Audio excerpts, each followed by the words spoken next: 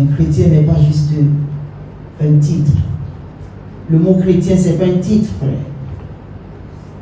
Donc ne marche pas partout te vantant que tu es chrétien. Non. Un chrétien, ce n'est pas un titre. Ce n'est pas un titre d'être chrétien. Ce n'est pas une position. Ce sont les œuvres. On ne les appelait pas chrétiens au début.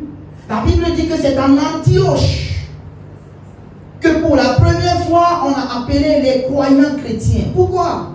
Parce que la Bible dit que quand ils ont vu les disciples, ils ont vu les apôtres, ils les ont vus marcher comme Jésus, ils les ont vus parler comme Jésus, ils les ont vus imposer la main et avoir des guérisons comme Jésus.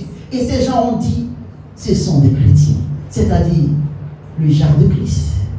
Voici le style de Christ, voici le genre de Christ, voici les suiveurs de Christ. Vous devez être identique à cela. Est-ce que ceux qui sont dans votre monde peuvent vous identifier comme les suiveurs de Christ? Est-ce qu'ils peuvent vous identifier comme ceux qui font exactement comme Christ? Ou bien vous êtes encore juste un croyant? Vous devez évoluer, frère. Alléluia. Vous devez évoluer. Et ne dites pas dans vos cœurs, Dieu est Dieu. Dieu a la capacité de gagner qui veut gagner. Je peux ne pas aller là-bas, mais Dieu va le gagner. Oui, frère, Dieu est Dieu. Dieu a la capacité. Mais je veux te dire, Dieu est un Dieu ordonné. Si Dieu veut gagner des hommes, il envoie des hommes gagner des hommes. C'est pas... Écoute, je vais te donner un exemple. Vous connaissez Corneille? Dans la Bible. Je ne parle pas du Corneille qui est assis derrière. Alléluia, Corneille, ça va? Gloire à Jésus. Il y a un Corneille dans la Bible. Lisez l'histoire de Corneille. Dans Actes des Apôtres. Chapitre 10, du verset 1 au verset 6. Can you put the verse, please? Acts, chapter 1, verse, chapter 10, verse 1 to verse 6.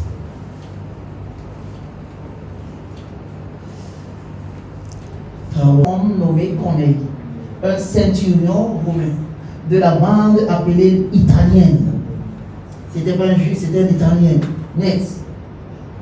Un homme pieux et craignant Dieu avec toute sa maison. Corneille craignait Dieu avec toute sa maison. Et voilà le rapport que Dieu donne au sujet de Corneille.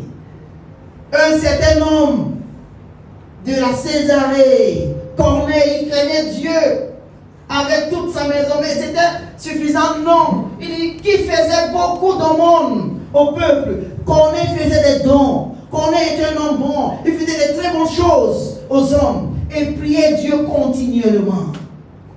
En d'autres termes, il imitait déjà les Juifs. Chaque fois que les Juifs prient, Corneille prie. Chaque fois que Corneille priait Dieu continuellement. Next. Il vit clairement dans une vision vers la 9e heure du jour, c'est-à-dire à 15 heures. Ça, c'est l'heure juive. À 15 heures, un ange de Dieu venant à lui, lui disant, Corneille. Voici la vision que Corneille a vue. Next. Et lorsqu'il regarda, il eut peur et dit, qu'est-ce, Seigneur? Et il lui dit, tes prières et tes aumônes sont montées comme un mémorial devant Dieu. Vois-tu, Corneille? Tes prières et tes aumônes sont montées comme un mémorial devant Dieu. Un homme bon. Un homme qui priait continuellement. Mais, next, maintenant envoie des hommes à Joppa ou bien Joppé et fais venir Simon qui est surnommé Pierre. Next. Il loge un certain Simon tanneur. C'est-à-dire le Simon, c'était un tanneur coureur qui a sa maison au bord de la mer. Il te dira ce que tu dois faire. Tu vois, Corneille était un homme bon. Ses prières, ses aumônes sont montés à Dieu comme un mémorial, mais Corneille n'était pas sauvé. Dieu veut sauver Corneille. La récompense de la bonté de Corneille, c'est que Dieu veut sauver Corneille. Mais Dieu ne peut pas le faire de lui-même. Dieu, il faut que Corneille rencontre quelqu'un. Et Dieu dit, Corneille, envoie les gens à Joppé et qu'il t'amène Simon-Pierre. Il te dira des choses. Et quand tu le lis même dans le livre, le verset suivant, ça c'est Pierre qui est en train d'expliquer maintenant l'affaire. Pierre expliquait, parce qu'il a expliqué aux Juifs qui l'ont dit, mais pourquoi tu es allé chez Corneille? C'est un homme impur, blablabla, ils ont dit beaucoup de choses. Pierre les a expliqué que non. Dieu m'a envoyé là-bas.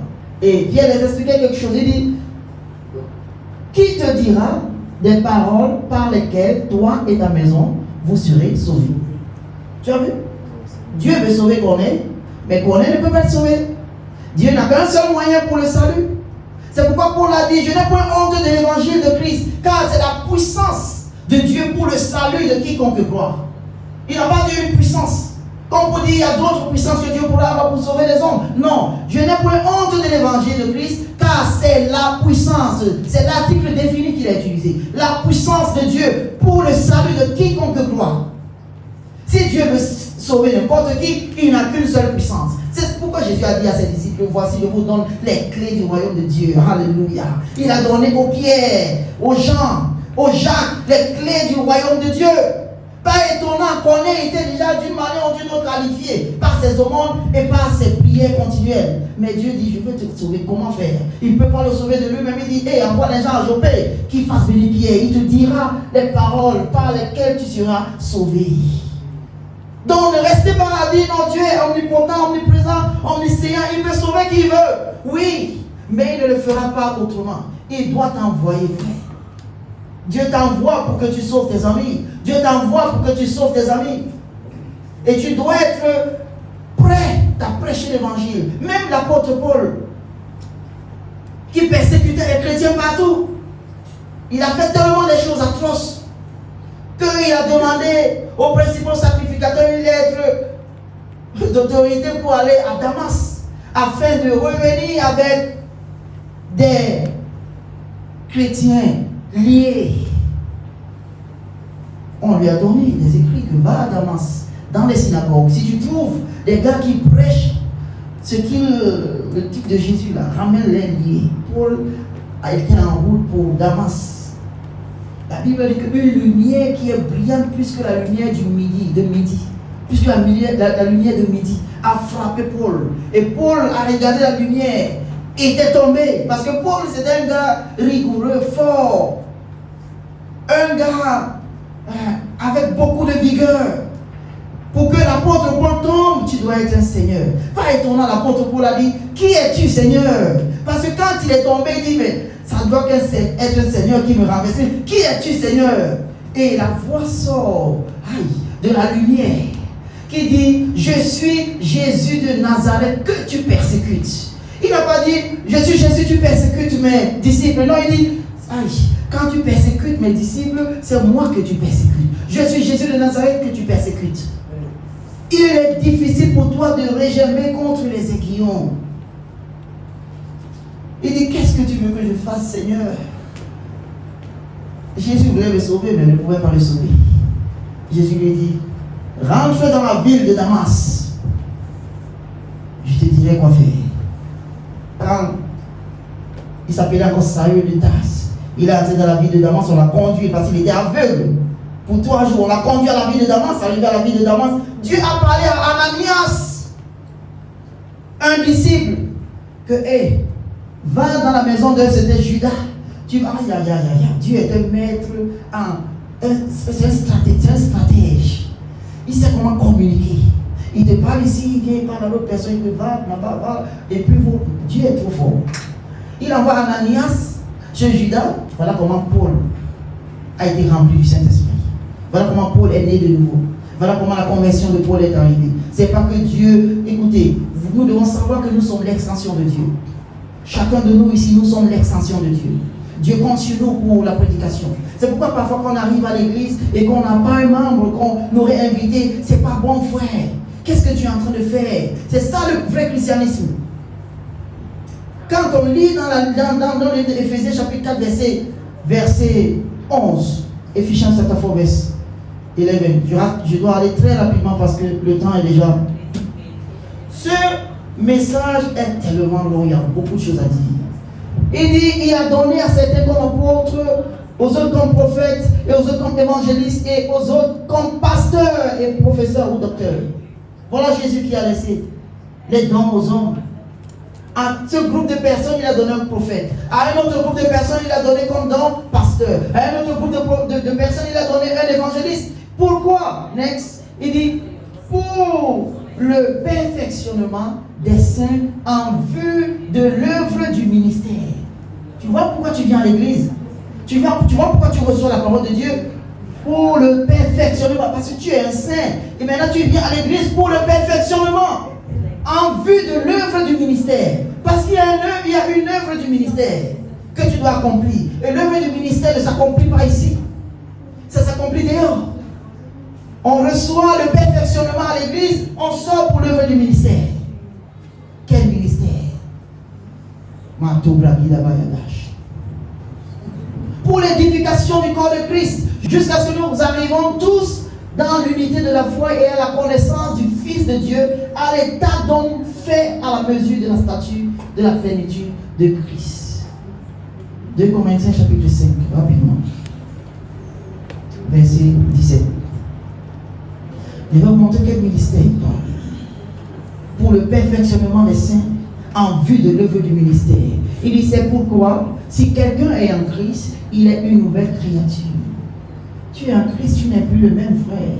Même si ton corps semble être le même. Mais laisse-moi te dire qu'à l'intérieur de toi, il y a eu un changement. Si quelqu'un est en Christ, il n'est pas une nouvelle, il est une nouvelle créature. Il n'est pas le même. Il dit, les choses anciennes sont passées. Voici, toutes choses sont devenues nouvelles. Next. Et ces choses viennent de Dieu, et toutes choses viennent de Dieu, qui nous a réconciliés à lui-même par Jésus-Christ et nous a donné le ministère de la réconciliation. On a vu tout à l'heure là-bas quoi? Que Dieu a donné des pasteurs pour le perfectionnement des saints en vue de l'œuvre du ministère. Et on voit ici que c'est le ministère de la réconciliation. Toi et moi, on doit sortir pour réconcilier les hommes à Dieu. Toi et moi, on doit sortir pour parler de Christ aux gens. Next.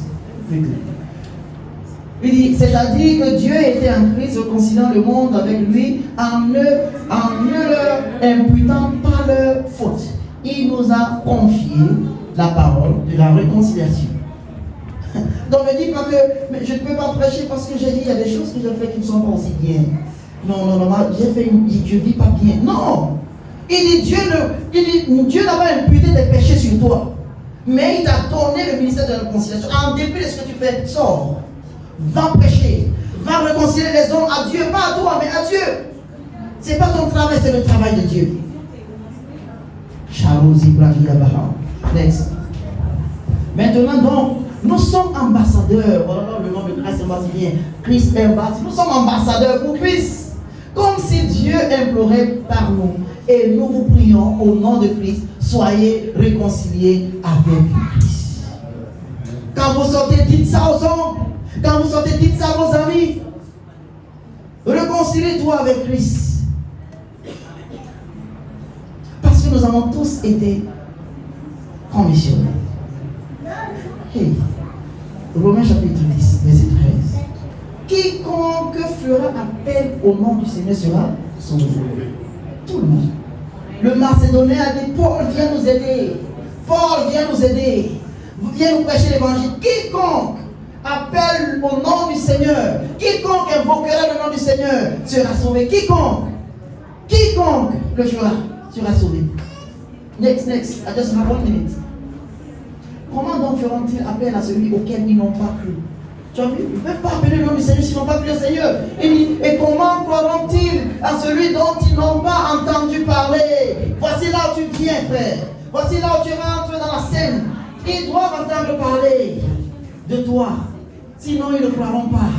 Ils doivent entendre parler. Tu dois parler pour qu'ils croient. Et comment entendront-ils sans un prédicateur? Tu dois prêcher pour qu'ils entendent parler. Gloire à Jésus. Frère, nous devons faire plus pour le Seigneur. Nous devons sortir pour l'évangélisation.